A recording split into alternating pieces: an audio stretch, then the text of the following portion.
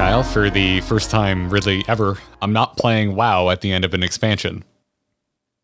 And I know it's not new for you, but this is new for me. And it's weird. Welcome to viewing it from the outside. Is this what it's like? Am I too close to it? Or, I mean, you haven't been playing for years. Do you sit there and judge it from afar like I'm currently doing? I cannot help, man. I cannot help but just look over the fence like, what the hell is happening over there? And instead of the grass being greener, to me, it's like the grass is dying and on fire. It's a fascinating train wreck to view. There's a lot of people. Twitter is absolutely exploding. People are fighting. People are arguing about what's going on in World of Warcraft because there's so much love there. There's so much passion and such a long-built relationship that I have distanced myself now for about 3 years. For me, it's a fundamental breakdown of gameplay and story. There are games like, for instance, Mass Effect, Knights of the Old Republic, games where the gameplay isn't the most thrilling thing on earth. You're not enchanted by the gameplay all the time. There are grinds, there are bad sections, but you see it through because you want to know the story. In this case, the story's failed. But we can also say the gameplay systems in World of Warcraft have failed. And without that loop to bring you back, a story to push you through, neither of the two pillars of the game are going to hold up. Yeah, there's a couple reasons I wanted to have this chat. And like one of them is like, I get asked a lot, like as a guy who's done a lot of WoW content. Like a lot of folks are like, well, so what broke your back? Like what finally like put the nail in the coffin, made you unsub and like actually go dive into another MMO in Final Fantasy XIV? That's part of the reason why I wanted to chat. The other is just like you and I love Arthas and I'm mad as hell about what they've done with Arthas, and I want to talk about that in a second. But you really encapsulated it there. For me, it's like this perfect mix of I wasn't enjoying the gameplay and I wasn't enjoying the story. And I'm sure some people out there right now are like, oh my God, why did it take you this long? BFA was here. Well, I actually kind of liked BFA.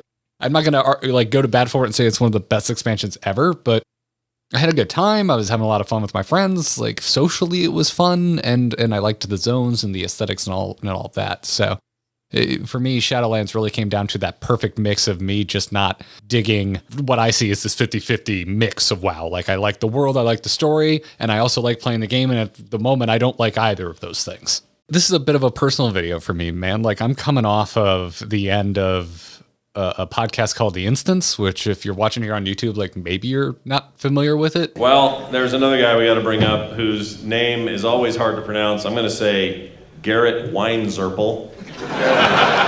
Garrett, come up to the stage. Where are you, buddy? But for me, the Instance podcast and World of Warcraft are like intertwined with how I even started making content. Kind of changed my life. Like it introduced me to podcasts. It got me really, really into World of Warcraft and led me down this path of learning how to make content.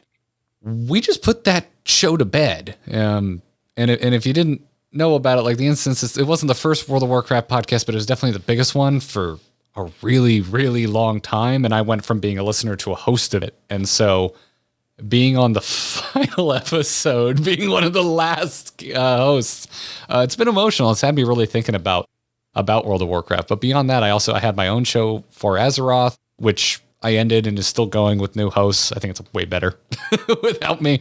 And I also did WoW Killer with Taliesin. He and Avatel are still making, I think, really freaking rad World of Warcraft content. So, long story short, I've made a lot of WoW content. And, I'm coming off of helping end the first one I ever consumed and then became a part of in The Instance. And so I'm feeling wistful, Kyle, but also a little angry. Not because The Instance is over, but because World of Warcraft, I feel, has like just really let me down. You're not alone.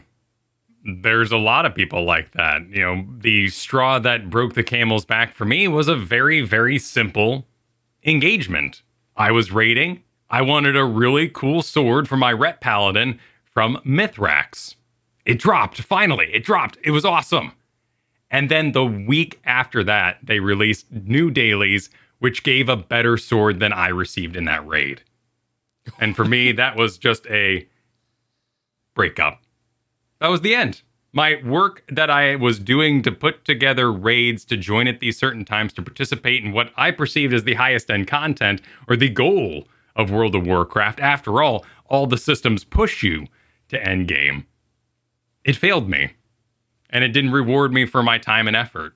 Yeah, it's interesting. That kind of stuff, like, never bothered me that much in World of Warcraft, but, like, how it fell apart for me was, I mean, it was essentially a slow burn, right? This on the story side of things and on the gameplay side of things. I haven't really loved the game system loop really since kind of Legion forward, which is weird, but it's like I loved Legion, but I kind of feel like with the artifact weapon power grind that they learned the wrong lesson, and they were like, no, every expansion after this needs this thing that you just grind endlessly, and you need to play the game every day, and you need to do the same thing every single day at nauseum. And that happened in BFA with the necklace, and that's happened here in Shadowlands with Covenants.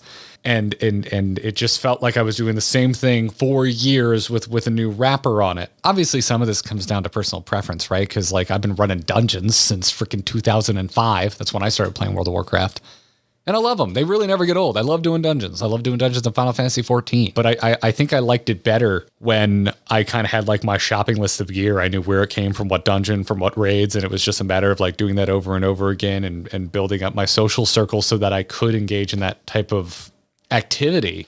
And when I got the pieces and accrued what I wanted, I was kind of at a stopping point. I could go work on alts or help friends with things. But with these endless grind systems that things like artifact power and everything that came after brought in, it's something that for me felt very antisocial and kind of took away what I really liked about World of Warcraft was that cooperative group content. That's where the kind of game systems lost me. And then the story really just lost me with, well, it all started with Sylvanas, Kyle. I feel like I'm on a therapist couch. It all started with a BlizzCon where they showed us art of the burning tree of Teldrassil. We're sitting at BlizzCon. I may have been sitting next to you. And they show this art, trees burning, and I'm just like, holy shit. Wow. Shit is hitting the fan in World of Warcraft. And I don't remember who the hell was presenting, but they cut back to whoever was presenting, and they're like, but the real question is, why would Sylvanas burn Teldrassil? And it just hung there. And we just waited until the pre-BFA event to see why Sylvanas burnt the tree. And it was basically she was in a bad mood. You let us all sit there and theorize all of these reasons this would happen. And then the answer is she felt like it. It was a moment of huge potential. I live with a Sylvanas fan. Previous Sylvanas fan. We were stoked. As Horde players in a expansion called Battle for Azeroth. Didn't really know much about the lifeblood and all the Azerite and all this kind of tone they were going to be hitting, why we were battling for Azeroth. We thought it was land. We thought it was World of Warcraft. That the Horde was getting crazy because, that's what the Horde does. We're the monsters after all. Let's be a little monstrous. There was no commitment. I understand that there was a huge outcry and people did not perceive the Horde that way. They didn't want to follow Sylvanas. Frankly, we did in this house. We were all for it. Let's go. Let's rock. Let's have a faction warfare. Get in there. And it fizzled completely. And when you talk about systems, the artifacts and leveling those up was a very kind of personal, your spec journey that you went on. In BFA, how am I supposed to respect the lifeblood of the planet when it is my currency? I mean, Diamonds there is telling me how valuable the planet is and how we need to respect her, but I'm just pouring this in my necklace. Magnus. Magni Bronzebeard, yep. I don't care.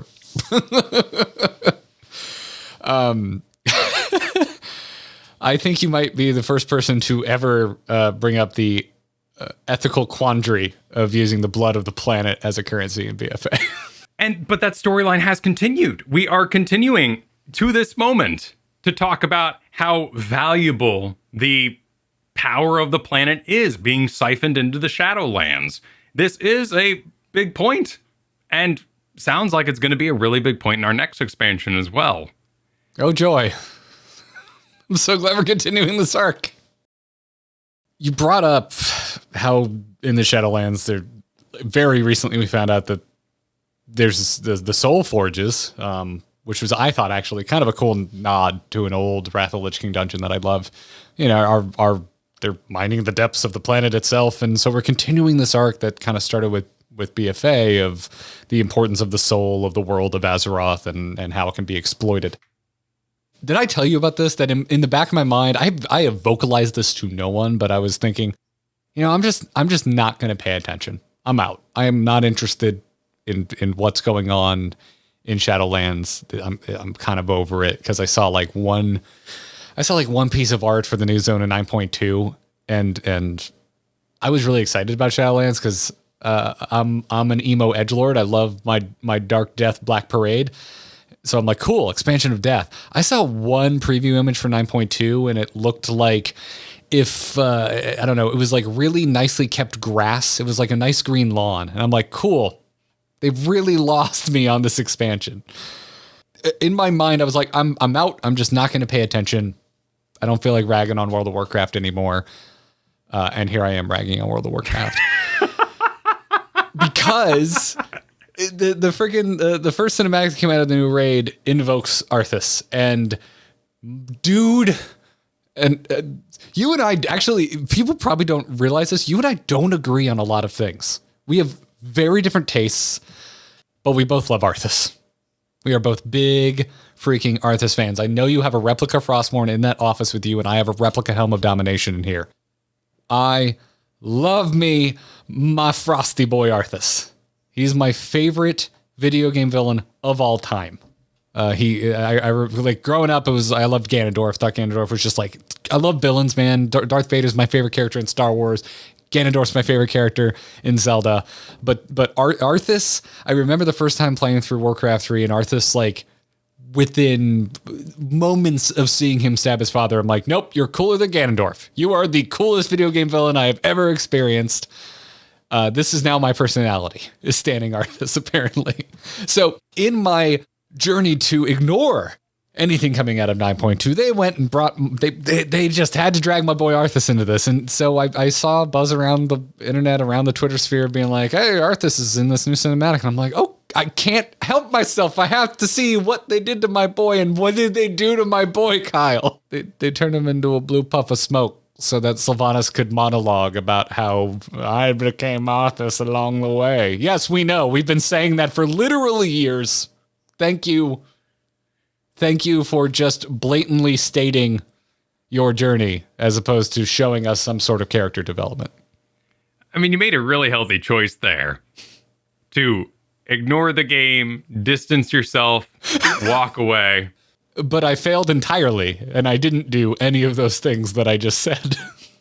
Perhaps the problem might be that in this case, your ex on Facebook ran advertisements to reach you with that message that they were bringing back Arthas. What do you mean? The end of a 20-year story, journey, whatever their wording was? The Shadowlands story pulls together threads that started in Warcraft 3 and wove their way through many of our expansions. It is a bizarre fallacy that they've created. They continue to pull from Warcraft 3 while simultaneously assassinating it. There's a lot of folks that think with the change up in who's writing the story of World of Warcraft, that the current writing team felt written into a corner with how the trajectory that Sylvanas was sent on. And I gotta say, I buy it. Like, that sounds plausible to me. So, like, to me, I think they're just trying to do the best they can with what they have, but unfortunately what they had to work with was just empty to begin with. If that is true, if that fan theory that they felt written into a Sylvanas corner is true. I have a great deal of sympathy for the writing team. Like, and I mean that. It's not me just trying to like walk back the fact that I've been a little opinionated, a little strong in my opinions as to the quality of the Warcraft writing. Legion was a really solid end of chapter, and everything since then has felt like it's been grasping for story straws to me. And this just feels like, I guess, the culmination of that there wasn't that much meat to begin with, and now they're here at the end of another chapter with not a whole lot to stand on. They failed to commit on so many things they promised. This is even ignoring the "we're listening, we hear you" kind of storyline of the gameplay and its systems, which have been slightly improved with this most recent patch. Making a villain who does bad things is going to upset people. And they waffled. And then they run an advertisement campaign to bring back those people that would be most passionate and most critical. And they failed to deliver on the respect to someone like Arthas that this fan base has. I don't think that it's like you disrespected my boy. That's not necessarily where I'm at, but it's just, I don't know. There was so much Arthas memberberry going on, like from BFA to now. Like starting off at the beginning of BFA, they literally like shot for shot have Anduin enter the Lordaeron throne room, and then there were all these other like little winks and nods, especially with their forcibly turning Anduin bad storyline, where he's doing like the exact same attack animations as Arthas. In multiple cinematics. So like that, it was like, I feel like they were tugging on my heartstrings as an Arthas fan, like being like, hey, look, he's doing the thing of the character that you love.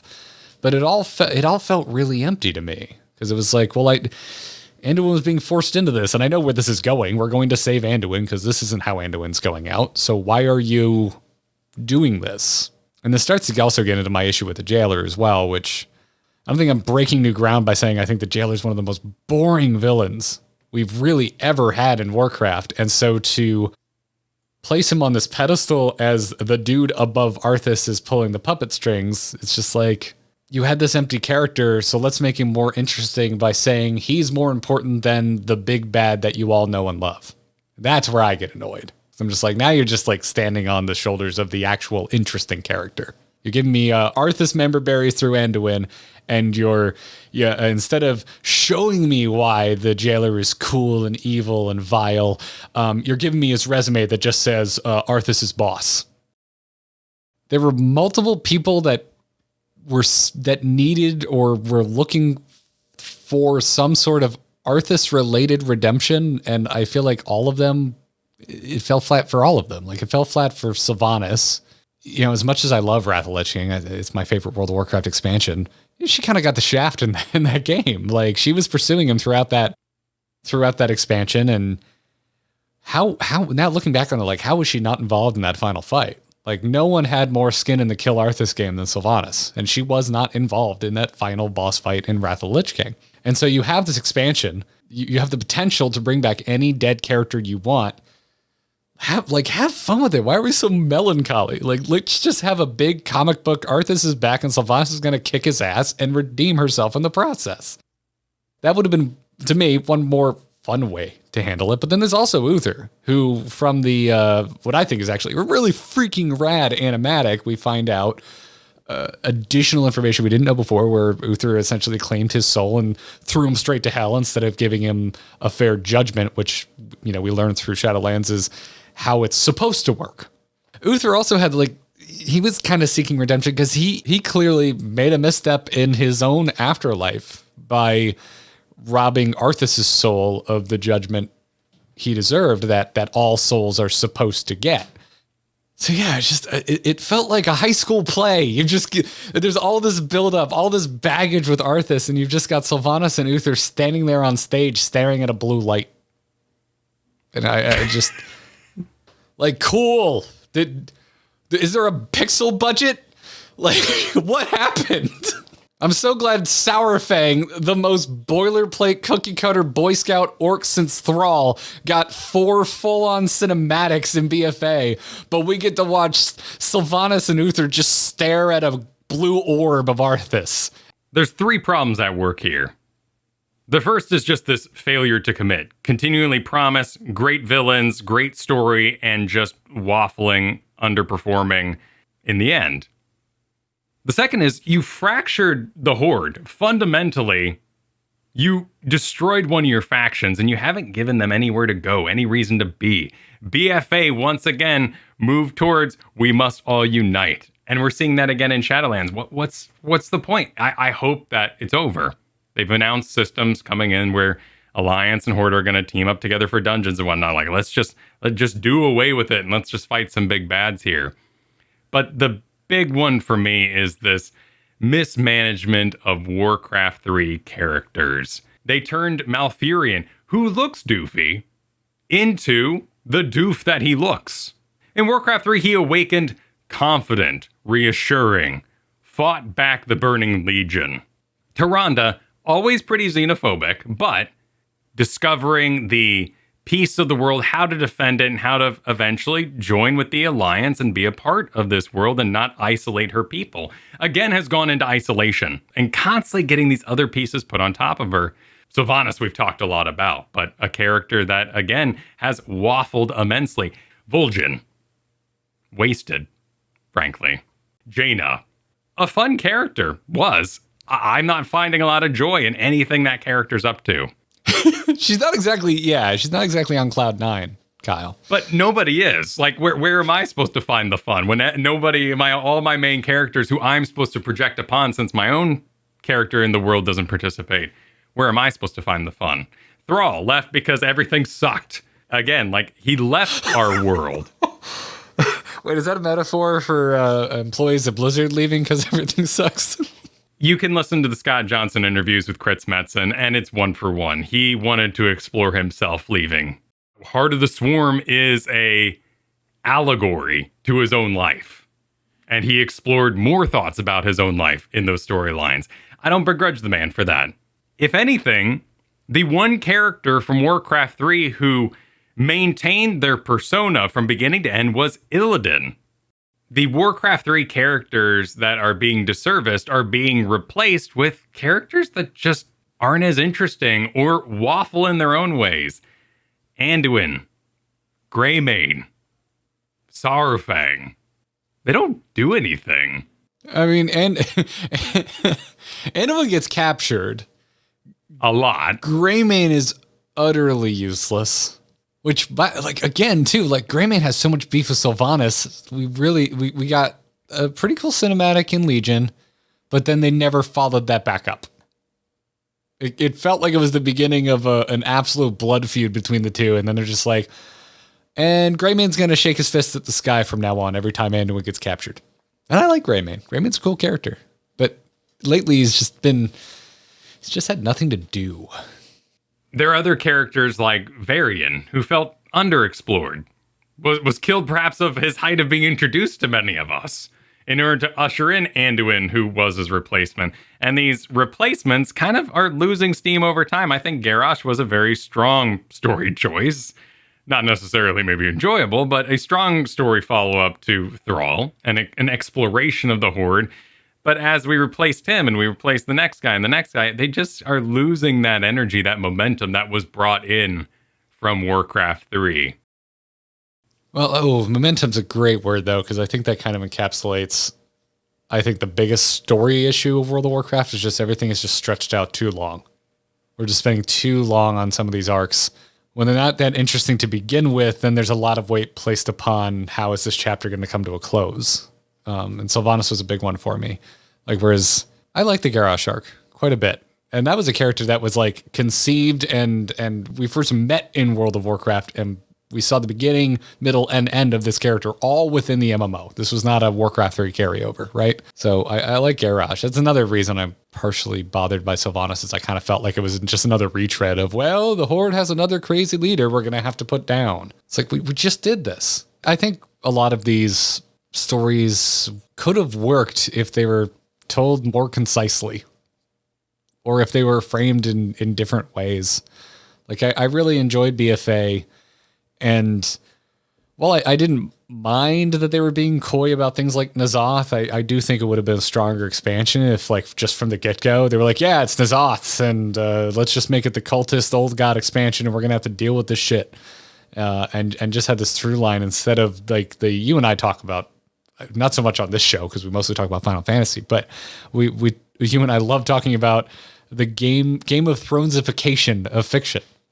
And that's what I see, like, post the Legion World of Warcraft being. They're trying to juggle all of these different arcs and characters, and it just makes it, there's some of it feels disjointed, some of it feels unsatisfying, and some of it just feels way too long in the tooth. To me, that's intertwined with that momentum issue for me. It's just like, why have we been dealing with this Sylvanas as a villain arc for 2 expansions, almost 4 years? It's going to be hard to stick that landing. It's going to be hard for it to feel satisfying. Particularly when we interact with her so much over and over again. I mean, collecting death artifacts to becoming the leader of the Horde and yelling for the Horde. Like, we are just constantly strung along, brought back in, dismissed, brought back in, dismissed. That's where it becomes an abusive relationship. And we're seeing that with the communication from the devs. We're listening, we hear you, next time we'll do better. And that's where I urge a lot of people to just let go. I've seen you arguing on Twitter and Reddit all weekend, and it's just not healthy, pretty. It's frightening what fans are doing to each other right now. That hits home for me, because I clearly couldn't let go. But like I said, damn it, I tried. And then I heard Arthas was back, and I had to go take a peek. And I don't know what I expected. But that's where I look at Final Fantasy XIV as a refreshing new look at, like, the concept of an only game, right? Because for me, that's what World of Warcraft was for a really long time. That was, like, the only game that I played, which wasn't entirely true. I was always in the back playing console games and other stuff, but it was this game that I could, if I needed to, it could be the only damn thing I was playing, and it was keeping me busy and satisfied, and I was having a good time. Part of the reason I'm not playing WoW right now is that I didn't love the game systems, and I didn't love the day-to-day gameplay because I felt forced to log in every day and do the same thing over and over again. And Final Fantasy XIV seems to be like the antithesis of that, because the only real thing I feel forced to do, even though I'm enjoying it, but, like, the only real thing I feel like I have to do to experience more of the game is do the MSQ, to do the main story quest line. Beyond that, it feels like every other system in the game, it is there at the periphery, just inviting me. Like, hey, I'm here if you want. Like, you want to do PvP, I'm over here. You want to do... And some of that exists in World of Warcraft as well, but I don't need to grind if I don't want to. We've had devs from Final Fantasy XIV say that they expect players to take a break and to go play other games. And I don't know, this starts to get into a bigger conversation, like, around also just, like, streaming culture, right? And this desire to just play the same thing over and over again, because playing the same game becomes your brand, which becomes your personality, which becomes your livelihood. And a lot of content creators feel, like, locked in. They feel they don't have the flexibility when they're not having fun with the game to go try and play something else. And I think that's why there's this entire cottage industry. There's this whole, like, undercurrent of content on YouTube and Twitch, which is World of Warcraft players going to other games, and World of Warcraft players going to Final Fantasy XIV is such a strong arc. Like, how many comments in our Final Fantasy XIV videos are like, oh man, same place as you. I kind of fell out of love with World of Warcraft, tried Final Fantasy XIV, having a great time. The amount of times I have seen that just in our comments section, not even starting to get into the countless other creators out there who have made that switch. I can't count it. It's too many. Because, like, before World of Warcraft, I played a crap ton of different games constantly. I was always jumping between games. And now I feel like with Final Fantasy XIV, I'm really invested, but also I don't feel like I'm missing out when I kick my feet up on the couch and play some Elden Ring over the weekend, or, you know, get up to some PUBG with my friends. In a bad relationship, WoW isolated you. It gave you so much to manage and so much to keep your relationship going that you didn't try other games and explore those opportunities. And so when it failed to provide that date night that it promised over and over again, you finally looked somewhere else. I'm sure we're gonna have some thoughts come April 19th. I don't know. Like I say, I'm disconnecting, but I guess just mentally I'm disconnected. I'm not invested anymore from a story standpoint. But I'm definitely curious to see what the next expansion is. And Warcraft is always going to be one of my favorite properties. I always think it's weird when, fans of anything don't like the way something's been taken and they're like, well, it's dead to me. They've salted the earth. I don't know. I just like the way it looks. I like being down in it. I like Azeroth quite a bit. So I know at some point I'm going to give it another shot. At the moment, it's interesting being in full spectator mode. There's no severe declaration here. Like the truth of the matter is that like I'm enjoying games more than I have in a very, very long time as a result of burning out on World of Warcraft. And that's cool. That's freeing. Like I'm expanding my horizons. I'm trying types of games that I've never tried before. I've dipped my toe barely into Final Fantasy. I've never played a FromSoft game and I'm loving Elden Ring right now. And so like the fact that I'm just like, give me more Final Fantasy 14, give me more Elden Ring. I'm filling my life with a lot of really enjoyable experiences that used to be eaten up by World of Warcraft grind time. So I'm not really mad about anything except I thought the way they invoked Arthas was lame. Like that's like the crux of me going, oh, come on.